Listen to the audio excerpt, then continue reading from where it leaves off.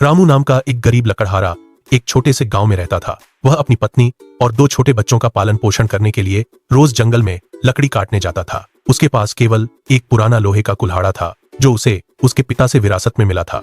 वह सुबह 4 बजे उठता, फिर पहाड़ों पर चढ़कर पूरे दिन लगातार काम करता रहता था।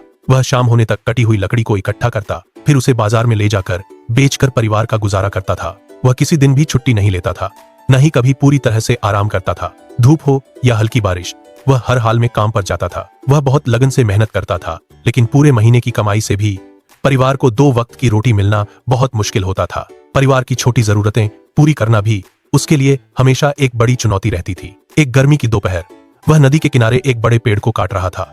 पसीने से उसके हाथ पूरी तरह भीग गए थे। अचानक कुल्हाड़ा हाथ से फिसल गया और सीधे गहरी नदी के पानी में गिर गया। रामू नदी के किनारे बैठ गया, अपना सिर हाथों में ले लिया। वह दुखी स्वर में बोला, अरे अब मैं क्या करूं? यही मेरा एकमात्र कुल्हाड़ा था, इसके बिना मैं कैसे काम करूंगा? मेरे बच्चे भूखे सोएंगे। तभी नदी के पानी में हल्की सुनहरी चमक दिखाई दी और एक परी पानी से बाहर निकल आई।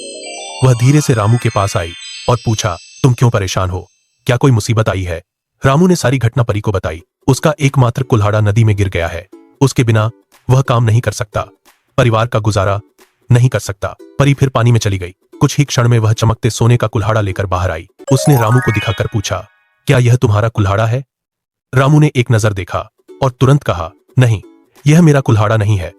फिर परी फिर से पानी में गई और इस बार चमकदार चांदी का कुल्हाड़ा लेकर आई। उसने फिर रामू से पूछा, क्या यह तुम्हारा कुल्हाड़ा है? रामू ने फिर ईमानदारी से जवाब दिया, नहीं, यह भी मेरा नहीं।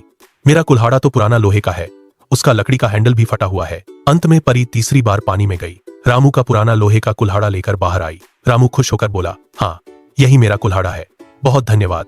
परी रामू की ईमानदारी देखकर प्रसन्न हुई। उसने कहा, तुम सच्चे और ईमानदार इंसान हो। झूठ बोलकर तुम सोने का कुल्हाड़ा आसानी से ले सकते थे, लेकिन तुमने सच बोलना पसंद किया, इसलिए मैं तुम्हें ये तीनों कुल्हाड़े इनाम में देती हूँ। रामू ने तीनों कुल्हाड़े लिए, परी को प्रणाम किया, खुशी खुशी घर चला गया।